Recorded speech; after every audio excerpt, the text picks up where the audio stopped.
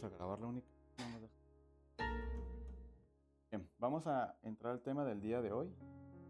Y hoy vamos a ver un tema que tiene que ver con la Y vamos a leer la palabra del Señor en la carta a los Efesios, capítulo 5, versículo 11 adelante. Amén. La superstición. Recuerden cuando tengan la Efesios 5, del 11.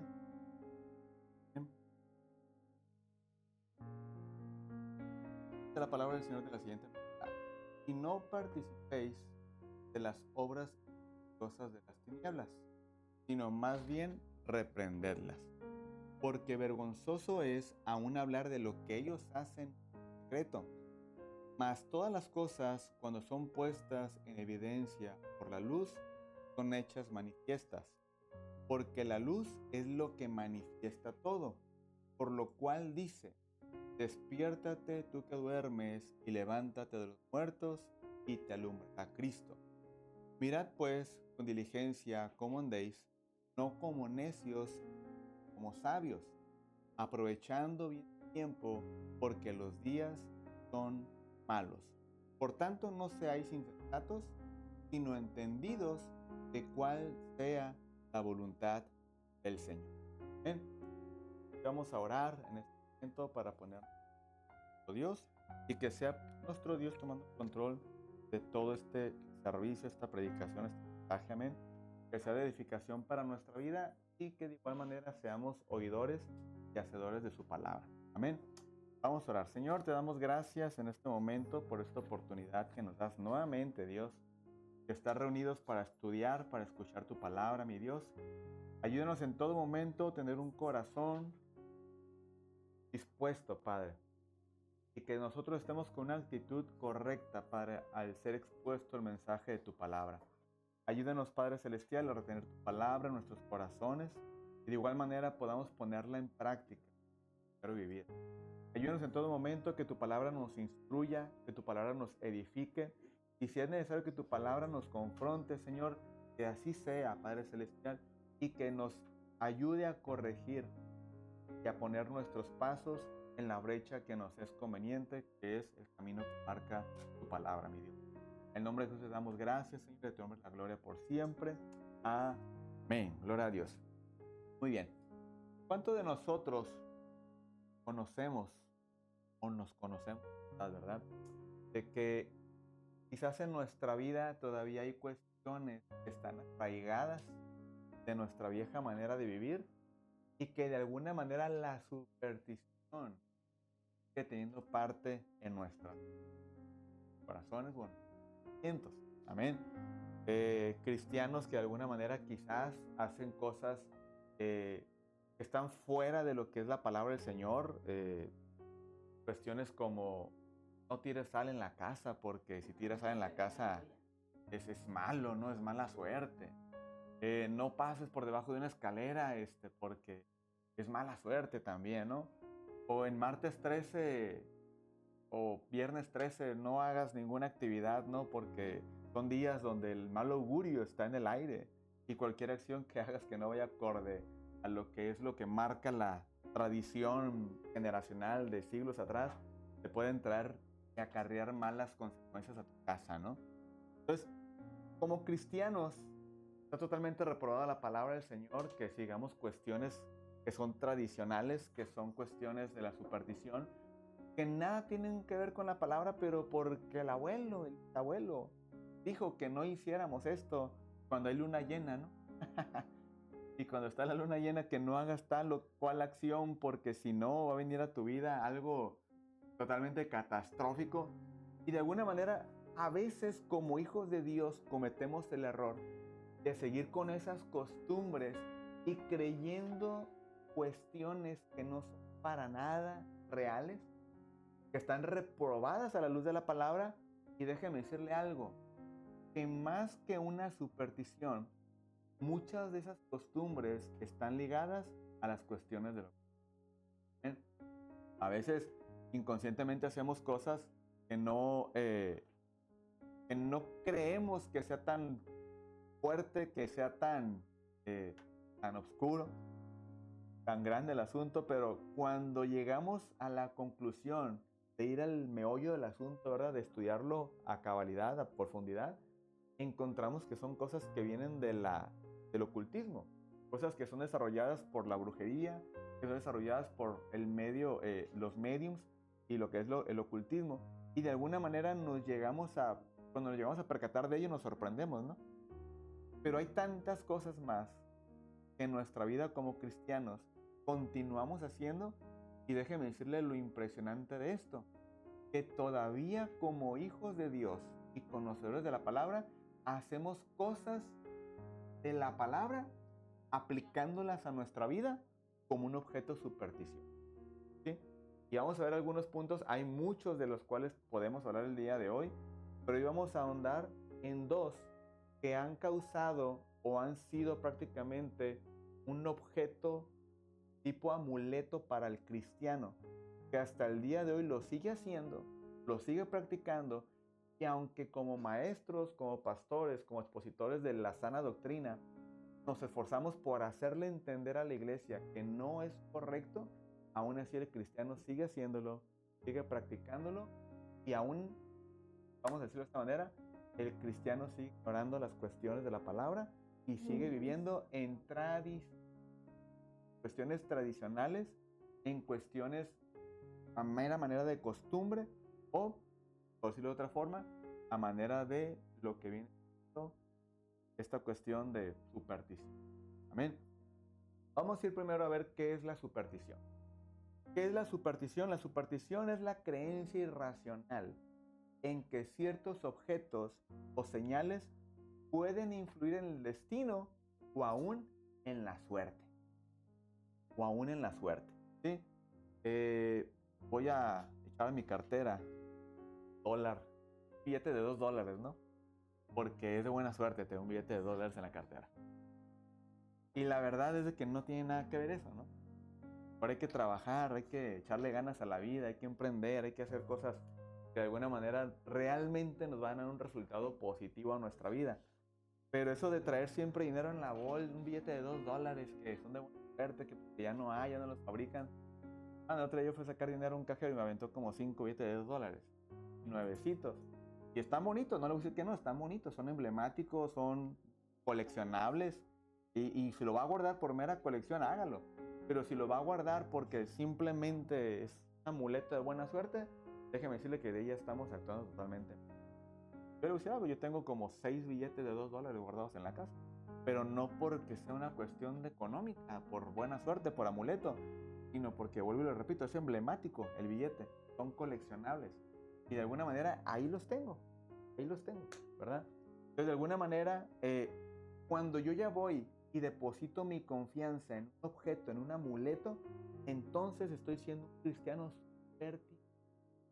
Y estoy dándole validez al objeto, estoy dándole validez a la acción que estoy haciendo, y de alguna manera estoy invalidando lo que Dios ya hizo por mí y lo que la palabra dice acerca de mí.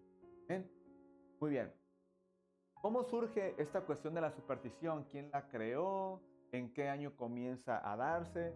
¿Por qué razones que surge la superstición?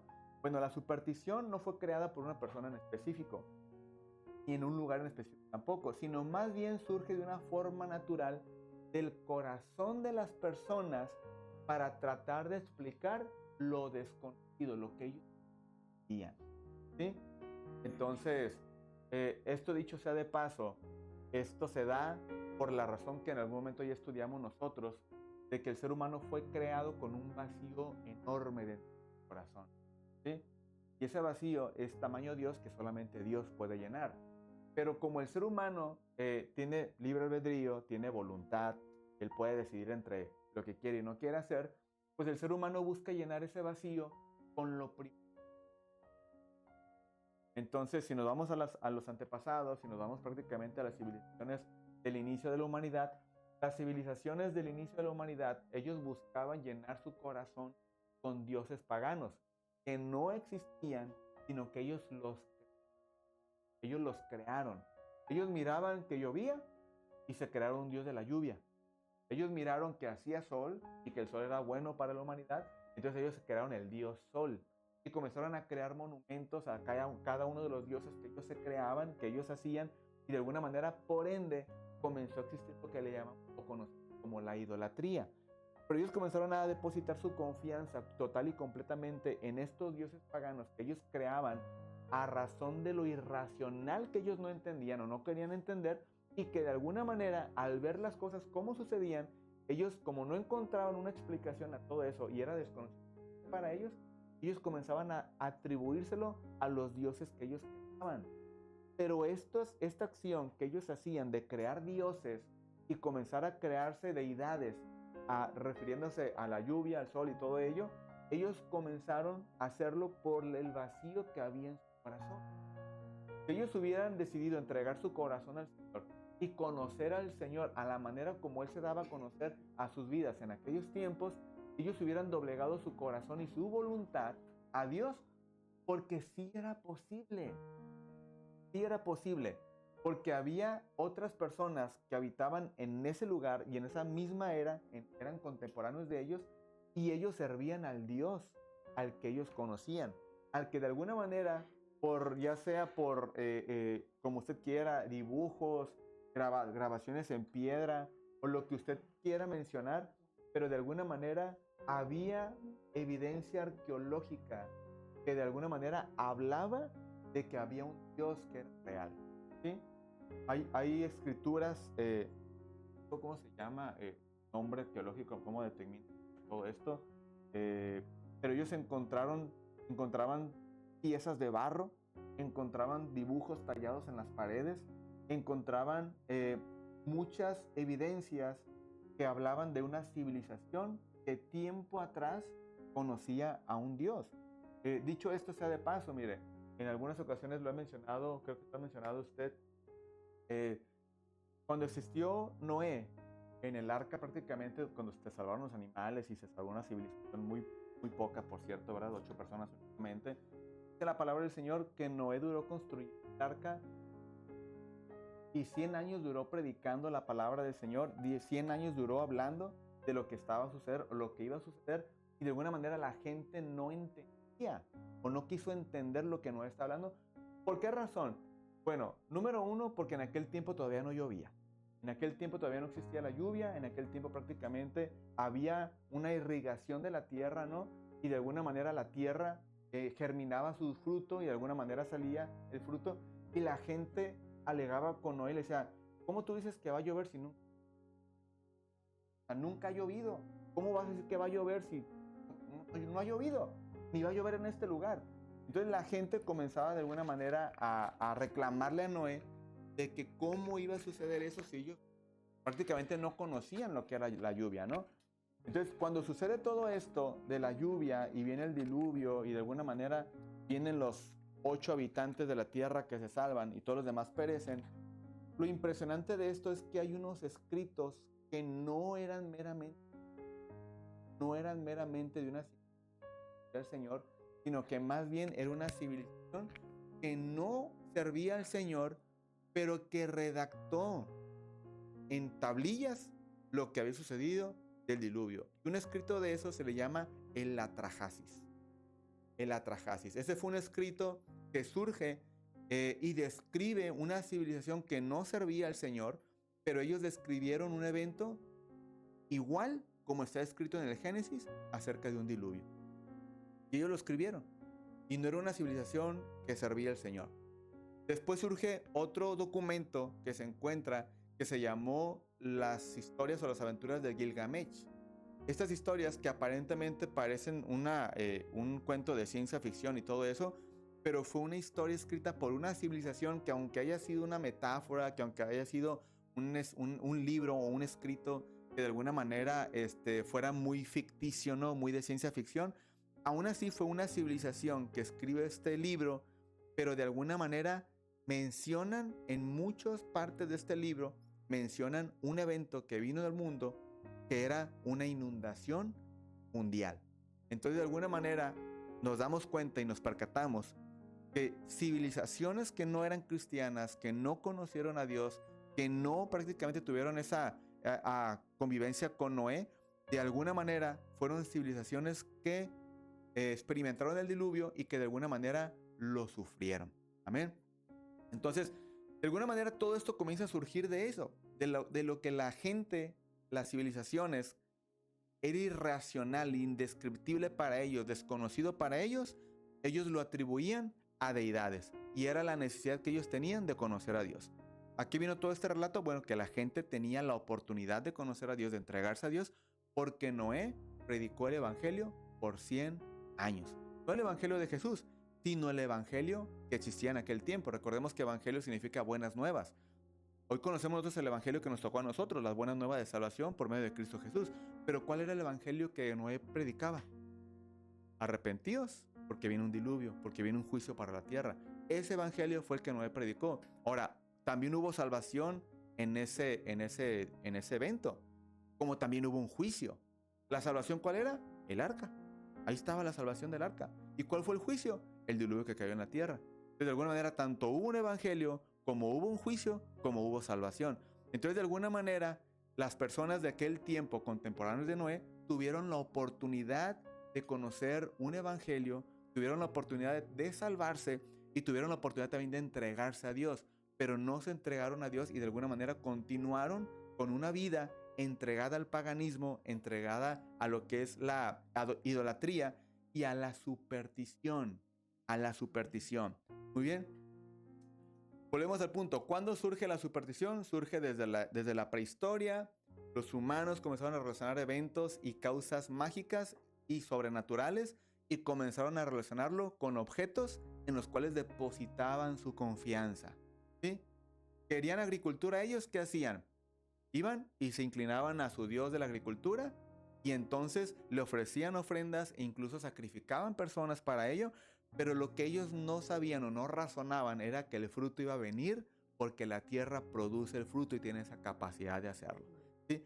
Llegó un momento donde se les iba terminando el fruto, se les iba terminando el alimento y de alguna manera ya venía la temporada de la cosecha, pero ellos de manera irracional, ya no hay alimento, vamos a ofrecer la ofrenda. Y presentaban la ofrenda y después venía el fruto, ¿no?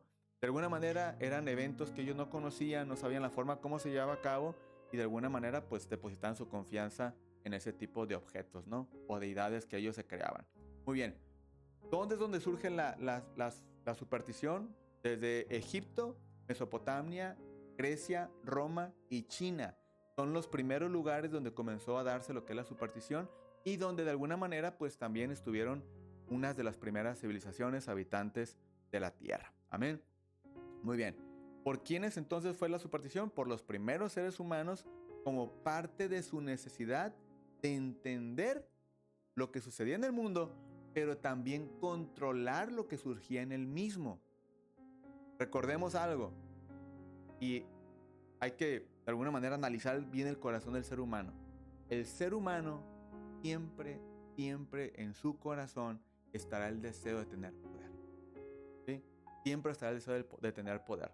¿Es algo que está dentro del ser humano? Sí. Es algo natural que está dentro del ser humano, pero nosotros como hijos de Dios tenemos que entregar ese egocentrismo, esa necesidad que existe en el cuerpo, en el corazón del ser humano, en esta carne, y someternos al Señor para que el Señor sea el absolutamente para nosotros. Es decir, en todas las áreas que nosotros nos desarrollamos, que Él sea el todo para nosotros. Amén. Y no nosotros querer tomar una posición que le pertenece a nuestro Dios. Amén. ¿Está conmigo, familia? Muy bien. Ahora pasamos al siguiente punto de este tema. ¿Puede un cristiano participar o practicar la superstición y tener amuletos?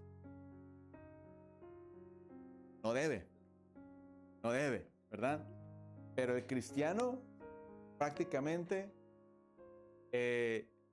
todo me es lícito, pero no todo me conviene. Amén. El cristiano lo puede hacer.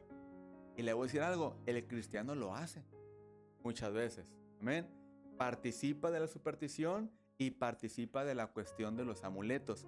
Y es algo que el cristiano no debería participar, pero como tiene libre albedrío y como cada cristiano independientemente puede decidir entre hacer lo bueno y lo malo, pues prácticamente muchos cristianos optan por llevar a cabo la práctica de la superstición en sus vidas. Amén. Muy bien. La Biblia enseña que no se debe confiar en amuletos ni en la superstición, sino solamente en Dios y en su palabra. Amén. Un cristiano no debería usar amuletos. ¿Por qué? Bueno, número 1. El que confía en los amuletos o usa amuletos pone su confianza en un objeto y no en Dios. La Biblia enseña que la protección, la paz y la provisión vienen de nuestro Dios, no de los amuletos. Dice Salmo 121, versículo 2, dice, mi socorro viene de Jehová, que hizo los cielos y la tierra. Salmo 23:1 dice, Jehová es mi pastor y nada me faltará. Como también dice la palabra del Señor, no he visto justo desamparado, ni su simiente que mendigue pan. Amén. Entonces, el Señor ha prometido ser nuestro proveedor, ha prometido ser nuestra protección y Él ha prometido ser nuestra paz. Amén. Así que ningún cristiano, ningún hijo de Dios puede o debe depositar su confianza en objetos que no tienen nada que ver con lo que es nuestro Dios. Amén. Que no se comparan con nuestro Dios, que nunca podrán igualar a Dios y que nunca alcanzarán la omnipotencia de nuestro Dios. Amén. Entonces, usar un amuleto implica creer en algo material que donde asumimos que tiene un poder sobrenatural y realmente no lo tiene. Amén. Número 2. La Biblia rechaza la superstición y la idolatría. Deuteronomio capítulo 18, versículo 10 al 12 dice, prohíbe prácticas de adivinación. La misma palabra prohíbe las prácticas de adivinación, hechicería y supersticiones. Por lo tanto, desde Deuteronomio, Dios ya tiene advirtiéndole esto a su pueblo. Amén. Y nosotros no somos la excepción. Muy bien. La Biblia enseña que nuestra fe tiene que estar depositada completamente en Cristo. Amén. La palabra de Dios en Efesios capítulo 6 habla de la armadura de Dios. Habla que tenemos que tener fe, que tenemos que confiar en la justicia de nuestro Dios, en la verdad y en su palabra. Amén. No en objetos. Recordemos que toda la armadura de Dios tiene un simbolismo espiritual para nuestra vida. Amén. No es que, voy a confiar en una espada de metal y voy a comprar la más grande en el mercado porque... No. La espada que Dios nos ha dado es la palabra de Dios. Amén. Es la espada, la palabra de Dios, que prácticamente es una espada de 2 filos, que corta tanto cuando entra como cuando sale. Y la palabra de Dios dice en Hebreos que la palabra de Dios es más cortante que una espada de 2 filos, que redarguye, que discierne las intenciones, que prácticamente puede hasta partir el alma del espíritu. Amén. Entonces, de alguna manera, la palabra del Señor es lo que habla Efesios acerca de la armadura, como también todas sus partes tienen una explicación espiritual. Por ejemplo, cuando queremos hablar de lo que es el yelmo, el casco, ¿verdad? De la salvación, habla que tengamos bien en la mente grabada la palabra del Señor de que ningún consejo, ninguna palabra que venga el enemigo a nuestra vida llegue a penetrar nuestra mente al grado de hacernos dudar de nuestra salvación que obtenemos en Cristo Jesús. Amén. Pues de alguna manera la palabra de Dios al hablar de la armadura está hablando de forma metafórica y todo tiene un sentido espiritual. Entonces, por lo tanto, nuestra confianza tiene que estar puesta totalmente en Dios y tenemos que tener puesta su armadura, que prácticamente lo enseña a lo largo de su palabra. Muy bien. También la palabra del Señor nos muestra en Efesios capítulo 2 que todo, absolutamente todo lo que tenemos y lo que recibimos de parte de nuestro Dios, lo recibimos por gracia. Amén. Por gracia. Y en ello mismo yo tengo que tener fe y no en las cosas externas que el mundo pueda llegar a presentarnos. Amén. ¿Está conmigo, familia? Muy bien. Ahora, por lo tanto, nosotros como cristianos debemos reprobar el uso de amuletos, la superstición y todo lo relacionado con ello. ¿Amén?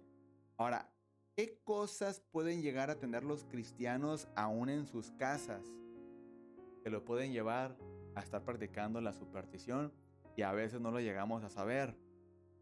Muy bien. Un cristiano no debería leer el zodiaco. Y muchos cristianos buscan leer el zodiaco todos los inicios de semana o incluso todos los días. Y van y buscan qué dice el signo zodiacal, ¿no? Todo esto viene de la hechicería, el zodiaco proviene de lo que es el ocultismo y por lo tanto, yo le voy a decir algo, realmente todo lo que dice ahí es pura mentira. Porque usted tápele el signo zodiacal de cada uno de ellos y si usted los lee todos de corrido, todos van a encajar con la persona. Todos van a encajar con la persona. Nada más que ellos hacen que las personas crean que ese es específicamente para ese signo zodiacal y la gente está leyendo y está creyendo todo lo que dice. Cuando la palabra del Señor nos dice tantas cosas para nosotros como hijos de Dios y que Dios tiene para nosotros y que son verdad. Y que son verdad. Pero el cristiano, en lugar de ir a leer la Biblia, va y compra la revista del horóscopo y comienza a leerlo, ¿no? No lees un versículo, pero ¿qué tal el horóscopo, no? Entonces ahí es cuando el cristiano comienza a practicar la superstición y comienza a adquirir amuletos para su vida. Por ejemplo, hay cristianos que compran tantas cosas, bisutería, compran cosas en el mercado, collares, que la pulserita, y las cosas tienen símbolos que muchas veces el cristiano no se da cuenta de lo que está comprando. Por eso es importante, antes de comprar algo, investigar qué tiene grabado ese dije que estamos comprando para ver si tiene un trasfondo que no es conveniente para nosotros. Aunque yo sé, mire, que el cristiano lo va a comprar y muchas veces no le va a tomar importancia a lo que es, sino es que me gustó, es que me gustó. Pero recordemos algo bien importante. Nosotros como hijos de Dios dice la palabra que somos cartas abiertas para el mundo, ¿sí? Y si alguien que nos conoce que somos cristianos nos ve con un artículo de esos y conoce el significado de lo que está ahí grabado, entonces prácticamente eso puede llegar a ser una pequeña puerta que de alguna manera lo lleve a él o a creer de manera diferente o a practicar algo distinto que enseña la palabra, o puede ser algo que me lleve a mí a ser objeto de crítica por lo que estoy adquiriendo. Por eso nosotros tenemos que ser conscientes de lo que estamos haciendo. Todo tiene que ser intencional. Ok, estoy comprando un dije, estoy comprando una cadenita, una pulserita, tiene algo grabado, deja primero investigo qué es y después ya decido si lo compro o no lo compro. ¿Por qué? Porque hay unos símbolos que se le llaman la flor de la vida, pero esto viene del ocultismo y viene prácticamente regado a lo que es prácticamente una práctica hindú, donde la gente compra unas florecitas que vienen así como entrelazadas, que viene como un objeto, un diseño medio abstracto, ¿no? Que aparentemente se ve padre porque viene así como con rombos, como con círculos entrelazados y todo esto. Y de alguna manera cuando uno ya va y lo investiga, resulta que es una serie de flores que le llaman la flor de la vida. Y todo eso proviene de una práctica hindú que tiene que ver con la brujería, con lo que es el ocultismo. También hay un árbol que se llama el árbol de la vida. Es un árbol hindú que aparentemente vienen todas las raíces por debajo y vienen las ramas todas que se ven como secas. Y de alguna manera vienen muchas formas del árbol. Y todo esto viene de una práctica hindú también que viene del ocultismo. Hay muchos que compran lo que es el amuleto del yin yang, el bien y el mal, ¿no? Una como media luna negra y otra media luna blanca. Y de alguna manera esto también viene prácticamente del ocultismo. Es algo que de alguna manera como nosotros como cristianos, para muchos puede ser como algo insignificante, ¿verdad? Puede ser algo insignificante. Pero cuando estamos conscientes de que somos hijos de Dios y que tenemos que ser ejemplo para la gente que nos rodea, la Biblia nos enseña en Efesios que no participemos de las obras infructuosas de la carne, que no seamos partícipes de lo que ellos hacen. No porque ellos lo hagan, todo cristiano tiene que hacer lo que ellos hacen, que están lejos de Dios. Nosotros como cristianos tenemos que ser conscientes de lo que estamos haciendo y a la luz de la palabra hacer la comparativa si me va a edificar, si va a edificar a mi vecino, si va a edificar a mi compañero o de qué manera puede llegar a afectar mi vida, mi testimonio y a la vida de las personas que me rodean. Amén. Se da cuenta que cómo tanto debemos de cuidar nuestra vida, ser ejemplo para los demás. Hay otro también que se llama la mano de Fátima. Y eso también son símbolos que han estado saliendo para la venta, ¿verdad? Más para las mujeres que para los hombres, que de alguna manera pues tienen que cuidarse. El ojo de venado o el ojo turco, la herradura, pirámides o cuarzos, piedras de colores, por ejemplo, ¿verdad? Que muchas las veces venden, que se ven bonitas, no le voy a decir que no, se ven bonitas, talladitas, con figurita, que el rombo, y tienen formas muy padres, pero todo lo que tenga que ver con los cuarzos, que tenga que ver con formas de pirámides, que tenga que ver con todo ello, todo eso está asociado con las energías positivas y con la sanación interior del alma. Y todo eso obviamente no trae nada bueno para nosotros. Amén. Son prácticas del mundo. Estatuillas de santos, obviamente sabemos que eso no es nada bueno, los escapularios y amuletos atrayentes supuestamente del dinero, ¿no? Entonces, todo esto de alguna manera como hijos de Dios no debemos practicarlos. Ahí me sorprende saber o darme cuenta que a veces muchos cristianos al momento que sacan su cartera para pagar la cuenta cuando uno va a comer con ellos, ¿verdad? La abren y todavía traen la foto de la Virgen de Guadalupe, ¿no? Y así como que, hey, ¿por qué no la sacas? No, es que me la regaló mi abuelito, y atrás trae un escrito de él. Sí, pero es algo que ya no debemos ser partícipes de ello en nuestra vida. Impresionante cuando uno va, ¿verdad? Y de repente lo invitan a uno a un lugar y uno va y visita la casa de alguien, ¿no? Y de repente nos topamos con que en la sala tienen un crucifijo del tamaño de más grande que la televisión, ¿no? Oye, ¿por qué tienes eso ahí? No, pues es que me gusta, porque de alguna manera me lo regalaron o lo tengo aquí hace mucho tiempo, X, oye. Pero hay tantas cosas que como cristianos tenemos que hacer un análisis de lo que estamos haciendo en nuestro diario vivir, amén. Y de alguna manera ver si realmente lo que estoy haciendo es acorde a la palabra o es acorde a un tradicionalismo inclinado a los amuletos y a la superstición. Amén. ¿Está conmigo, familia? Muy bien. Ahora, amuletos, los amuletos más usados por los cristianos. Ahí venimos con lo difícil, ¿no? O sea, uno de los más usados por los cristianos, y a lo mejor se va a ir para atrás, ¿no? Como contito, es la sangre de Cristo. Amén. ¿Cuántas veces ha escuchado usted la oración? Cuando alguien va a salir de viaje. Señor, cubrimos este carro con la sangre de Cristo y las ruedas del vehículo y el motor y el volante y todo. Y comienzan a hacer una oración con un clamor a la sangre de Cristo, cubriendo todo el vehículo con la sangre de Cristo. Cubriendo objetos, cubriendo personas que no quieren nada con el Señor. Señor, cubro a mi hijo con la sangre de Cristo, es donde está en aquel bar, entregando y gastando su dinero y haciendo todo lo indebido, lo cubro con la sangre de Cristo. ¿Usted cree que la sangre de Cristo tendrá un efecto en la persona? ¿Usted cree que la sangre de Cristo tendrá un efecto sobre los objetos que llegamos a cubrir con la sangre de Cristo? La realidad es que no, hermano. La Biblia no enseña absolutamente ninguna práctica, no enseña en ningún lugar que la sangre de Cristo fue derramada para cubrir objetos. ¿Ven? ¿Está conmigo? Mire, la sangre de Cristo tiene un propósito específico y es para nosotros como hijos de Dios. ¿Ven?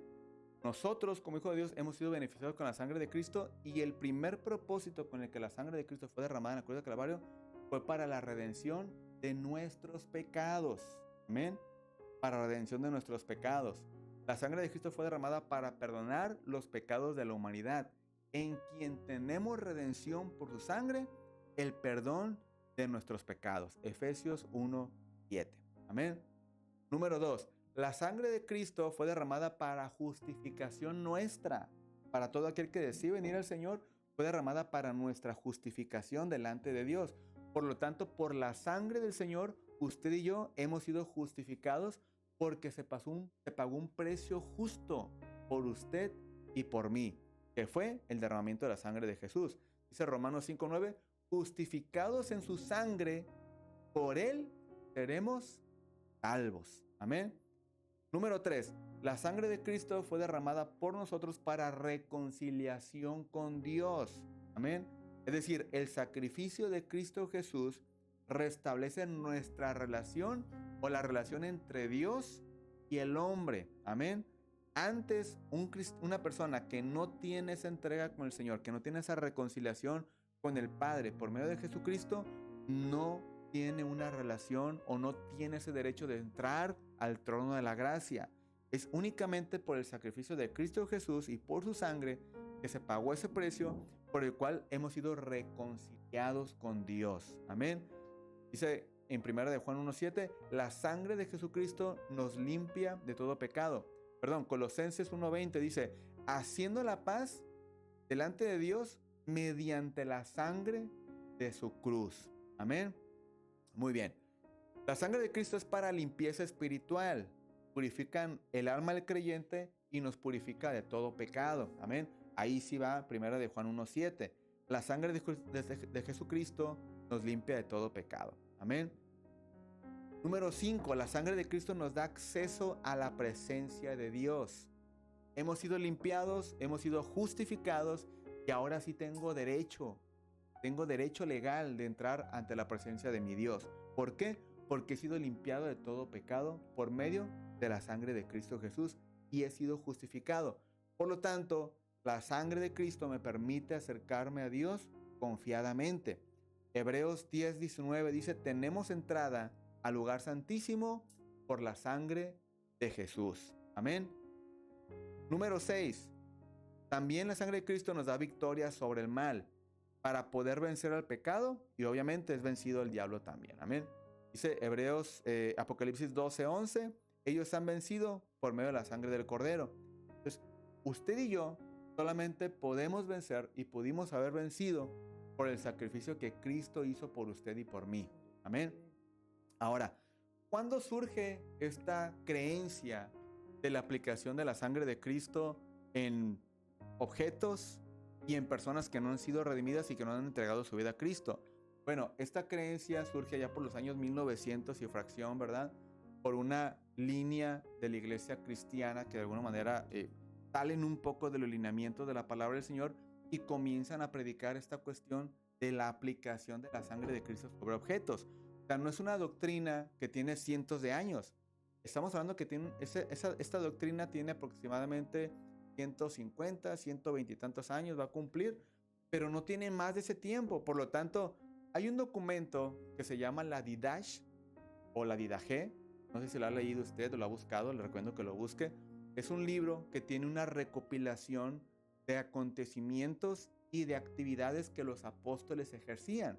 Es decir, si pudiésemos decir que hay un segundo tomo del libro de los Hechos de los Apóstoles, pudiésemos decir que la Didache o la Didache es un segundo tomo que fue escrito pero encontrado de manera tardía y que de alguna manera en ese libro se describen muchos hechos de los apóstoles de aquellos tiempos desde que fue fundada la Iglesia de Jesucristo o que recibió el Espíritu de la promesa, ¿verdad? La promesa del Espíritu Santo. De alguna manera fue un libro que trae muchos relatos y mucha documentación de las actividades que los apóstoles hacían en aquellos tiempos. Y de alguna manera en ese libro tampoco se encuentra el uso de la sangre de Cristo sobre objetos. Amén. No se encuentra. En una ocasión estábamos compartiendo una clase, ¿verdad? Estaba dando un estudio referente a este tema precisamente y se levanta una hermana y me hace una pregunta. Me dice, oiga pastor, pero ¿será posible que mis dos hijos que no quieren nada con el Señor, que nunca han entregado su vida a Cristo, que no quieren servirle, que están perdidos en esto y en esto y en esto y en esto otro, cuando yo oro todas las mañanas por ellos y los curo con la sangre de Cristo, ¿será acaso que eso sí tenga efecto? Porque yo lo hago con mucha fe. Y yo le digo a la hermana, realmente no tiene ningún efecto. No tiene necesidad que haga el cubrir a sus hijos con la sangre de Cristo, porque la sangre de Cristo no es un amuleto de protección. Es un hecho, un acto que el Señor hizo para nuestra redención, para darnos una solución a nuestra situación pecaminosa que nos separa y nos aparta total y completamente de nuestro Dios. Y la sangre de Cristo es el medio por el cual tenemos entrada al trono de la gracia y podemos disfrutar de la salvación que es en Cristo Jesús, por esa redención que fuimos comprados a precio de sangre. En ningún momento la palabra dice que yo puedo agarrar esa sangre e ir a cubrir un lugar y de alguna manera, o cubrir una persona que no quiere nada con el Señor. Mejor sería que la persona viniera a Cristo y cuando venga a Cristo, entonces recibe todos los beneficios que usted y yo tenemos. ¿Ven? Así sí puede recibir los beneficios que usted y yo tenemos. Pero de alguna manera no es posible. Ahora, ¿cómo tiene que actuar el cristiano cuando hay alguna situación de peligro? Por ejemplo, el cristiano tiene la costumbre de cuando hay alguna situación compleja, la sangre de Cristo tiene poder, ¿sí o no? Hay algún accidente, alguna cuestión que sucede en casa y la sangre de Cristo tiene poder. Bueno, está declarando una verdad, ¿cierto o no? Está declarando una verdad, que la sangre de Cristo tiene poder. Pero por la sangre de Cristo yo no voy a reprender algo que esté sucediendo, ¿sí? Más bien dice la palabra del Señor que en el nombre de Jesús, ¿verdad? Saldrán fuera los demonios, que en el nombre de Jesús reprenderemos a los demonios. Pero por la sangre de Cristo no podemos reprender a un demonio. Entonces quiere decir que voy a ungir al demonio con la sangre de Cristo, ¿cómo? ¿Verdad? Entonces no es posible, no se puede hacer ese tipo de prácticas. Por eso le menciono que a veces los cristianos hacemos y adoptamos amuletos y hacemos una superstición de nuestra vida cristiana. Pero esto no puede suceder, no puedes seguirse practicando de una manera incorrecta. Entonces, si queremos hacer algo, por ejemplo, una situación compleja, usted reprenda en el nombre de Jesús. Y es necesario reprender. Si no es necesario reprender, entonces ore por la persona y ore para que la persona sea salva también. ¿Sí? Usted acérquese, si ve una situación compleja, llámese un accidente, una situación que necesita que la persona conozca al Señor, vaya y ore por la persona y preséntele a Cristo Jesús. Que eso sí lo veo yo correcto. ¿Sí? En una ocasión me tocó escuchar el testimonio de una hermana, también partiendo un estudio, donde la hermana mencionaba que ella miró un accidente de un motociclista. Que de repente el motociclista iba, el carro se le atraviesa y el motociclista se estampa en el vehículo y sale volando el tipo de la moto. La caída fue tan aparatosa que sus cuerpos, sus extremidades, pues se rompieron. Entonces la hermana tuvo la iniciativa de parte de Dios, obviamente, Dios actuó ahí con ella y la hermana fue rápidamente y tomó la mano, o como pudo, la mano de la persona que cayó en la moto y comenzó a orar por la persona. Y oro por ti en el nombre de Jesús y que el Señor tome control de tu vida y haga esto y haga lo otro y haga esto y haga aquello. El punto es que en lo poco que el muchacho pudo reaccionar, pudo aceptar a Cristo en su corazón en ese momento. Esa es una acción correcta. Pero imagínense, yo veo el accidente y yo con y la sangre de Cristo tiene poder y te cubro con la sangre de Cristo. No sabemos ni siquiera qué condiciones es el muchacho. A lo mejor ya es cristiano y ya está cubierto con la sangre de Cristo. Yo lo estoy cubriendo con la sangre de Cristo, ¿no? Pero de alguna manera yo tengo que tener conciencia de cómo tengo que aplicar esta cuestión de la sangre de Cristo y de qué manera funciona, ¿sí? Hasta el día de hoy no hay ningún versículo bíblico que avale, que respalde que usemos la sangre de Cristo para cubrir objetos. Yo no he leído ningún pasaje bíblico que esté en la Biblia. Si usted lo ha leído, compártamelo, lo estudiamos, lo analizamos y lo enseñamos y ahora sí que refutamos esta enseñanza el día de hoy, ¿no? Pero hasta el día de hoy yo no he leído ningún versículo bíblico que diga que el apóstol, que Pablo, que Pedro fue y cubrió la casa de un hermano con la sangre de Cristo, que fue y cubrió esto, que fue lo otro. A lo mejor usted mirará el Antiguo Testamento en el Éxodo, ¿no? En el Génesis, cuando salió el pueblo de Israel de Egipto, ellos cubrieron los dinteles de las puertas con la sangre de un cordero, ¿verdad? Pero recordemos que eso fue el sombra y figura, una tipología de lo que Cristo viene a hacer ahora en nosotros, ¿sí? Ahora la muerte ya no tiene potestad en usted y en mí. La muerte ha sido vencida por Cristo Jesús y la muerte ya no se enseñorea en la vida del ser humano, ¿sí? Anteriormente la muerte tenía señorío sobre el ser humano, porque el ser humano moría, la muerte tenía poder sobre el ser humano y se llevaba a todos los seres humanos que morían, se los llevaba ya al Seol, ¿no? Y allá los tenía prácticamente. Había los dos departamentos, el seno de Abraham y estaba el lugar donde había un sufrimiento, ¿no? Pero cuando Cristo muere en la cruz del Calvario, Él hace una obra perfecta para nosotros, en el punto en el que vence a la muerte, vence al diablo, vence al mismísimo infierno, y entonces ahí la muerte para usted y para mí ya no enseñorea sobre nosotros, sino la muerte es un paso que nos acerca a nuestro Dios. Por lo tanto, nosotros como hijos de Dios, la muerte no es un punto o una condición en la cual nosotros hayamos de ponernos tristes, sino la muerte nos acerca más a nuestro propósito eterno. Amén. ¿Está conmigo, familia? Muy bien. Vamos a terminar. Otro punto más donde el cristiano usa un objeto para lo que es la superstición y lo usa de amuleto, y es la Biblia. La Biblia. ¿Por qué? El cristiano ha usado la Biblia como un objeto de protección.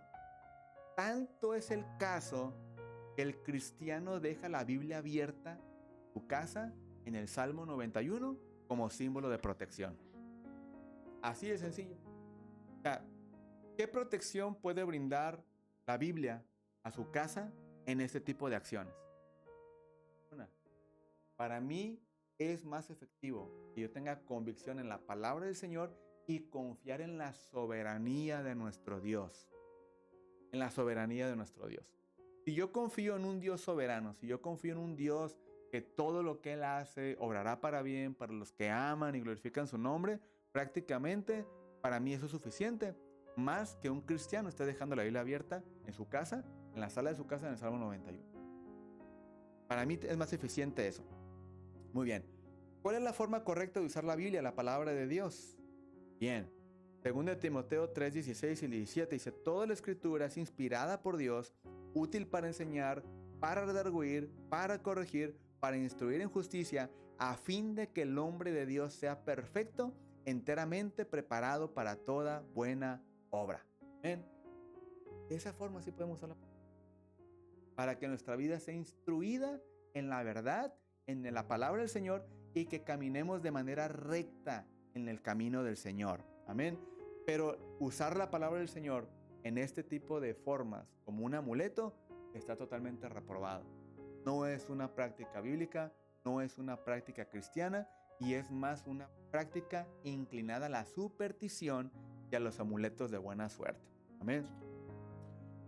Juan 5:39 enseña, escudriñad las escrituras porque a vosotros os parece que en ellas tenéis la vida eterna y ellas son las que dan testimonio de mí, hablando Jesús. Entonces, de alguna manera, queremos darle buena aplicación a la palabra del Señor, pues hagamos esto. Hagamos la palabra de Dios de esta manera.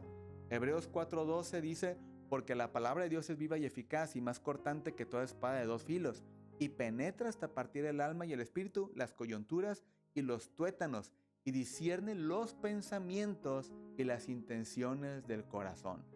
Esta es la forma que se usa la palabra del Señor. Quiero saber cómo está mi vida delante de Dios. Leamos la palabra y va a ser una buena herramienta de rayos X que hará un examen desde la cabeza hasta los pies y nos va a revelar en qué estamos mal en nuestra vida. Amén. Muy bien. La palabra de Dios es útil también para instruirnos, pero hay que leerla con reverencia. Hay que reconocer que la palabra proviene de Dios. Leerla con actitud de respeto y con humildad. Amén. Hay que estudiarla con oración, sí, porque hay que pedir sabiduría a nuestro Dios y entendimiento para leer la Biblia. La Biblia no es un libro que tenemos que leer únicamente como cualquier historieta. No, antes de leer la Biblia, se ora al Señor y se le pide claridad de nuestra mente para entenderla, sabiduría y entendimiento, para poder entender lo que está ahí escrito y Dios nos pueda revelar lo que hay en su palabra. ¿Ven? Entonces, meditar en el texto que estamos leyendo también es una forma de usar la Biblia. ¿Ven? ¿Qué es meditar? A ver, el otro día estaba yendo un poquito más a fondo lo que es meditar y escuchaba yo a una persona que hablaba de la meditación, ¿no? No es que yo traiga lo que él enseñó o lo que dijo en la conferencia al cristiano, sino más bien es el sentido correcto que nosotros tenemos que tomar para lo que es la meditación de la palabra. Y esa persona decía, no, es que cuando yo medito voy 3-4 horas a un lugar completamente solo y me pongo a meditar en un sentido de concentración hasta que comienzo a escudriñar todo lo que hay dentro de mí, bla, bla, bla, bla, bla. Comenzó él a seguir hablando y de lo que él estaba diciendo, el tema que estaba hablando. Y yo dije, ¿qué es lo que tiene que hacer el cristiano? Cuando la Biblia habla de meditar en la palabra, es agarras el versículo bíblico y lo estás meditando. Palabra por palabra, palabra por palabra. Eso es meditar en la palabra del Señor. Estar de alguna manera dándole esa aplicación a nuestra vida. Sí, encontrar el sentido en el que el Señor lo está diciendo para nosotros, pero ir a la profundidad del texto bíblico, obviamente sin salirnos de los lineamientos y parámetros correctos del estudio de la palabra del Señor. Amén. Porque luego ahí, no, es que aquí entre líneas dice algo que no está en la Biblia, pero yo lo entiendo así. No, espérame. Texto, contexto, regla de estudio e interpretación, y ahí encontramos lo que hay dentro de ello, ¿no? Pero meditar en la palabra es eso.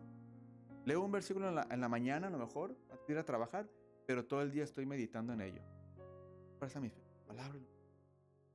Es que la palabra puede alumbrar mi diario vivir, puede alumbrar mi forma de pensar, mi forma de caminar, mi forma de hablar, Eso es meditar en la palabra. Amén. Entonces usted puede tardar hasta 3-4 horas meditando un versículo bíblico y no quiere decir que no aprovechó su tiempo. Al contrario, lo aprovechó al máximo porque meditó en la palabra y la Biblia nos dice que día y noche meditemos en su palabra. Amén.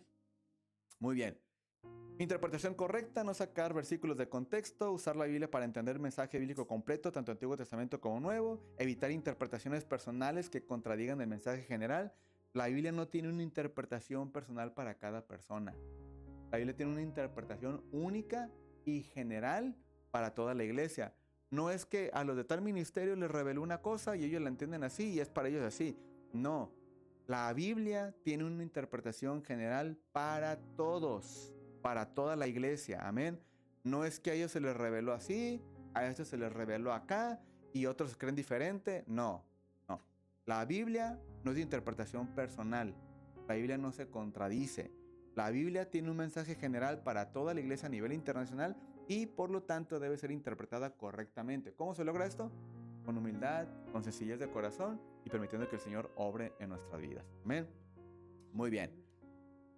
Ya nada más para terminar, otros amuletos que los cristianos pueden llegar a tener en su vida. No los vamos a tocar cada uno de ellos, solamente los voy a mencionar. Pueden aplicar o aplican los cristianos como amuletos o como objetos de buena suerte textos de la palabra del Señor. La cruz de Cristo colgada en el cuello como una protección, ¿verdad?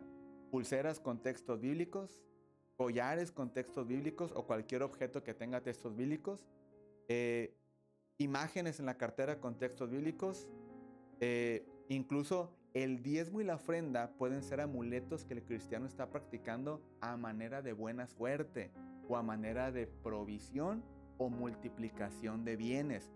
No, señores, el diezmo y la ofrenda no se da con la intención de dar para recibir más, porque entonces estamos depositando nuestra confianza en lo que estamos dando.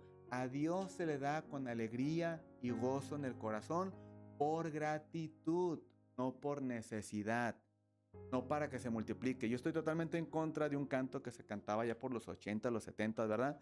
La ofrenda, la ofrenda, la ofrenda del Señor. Si tú das 1 centavo, el Señor te da 2.